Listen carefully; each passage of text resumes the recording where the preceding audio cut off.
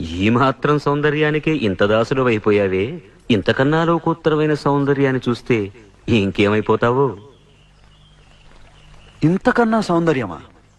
ఉండదు కాక ఉండదు. అరే ఉందనుకో ఏం చేస్తావు అంటున్నాను. అరే అనుకోవడానికి ఆస్కారమే లేదు అంటున్నా. అరే ఒకవేళ ఉంటే ఏం చేస్తావు అంటున్నాను.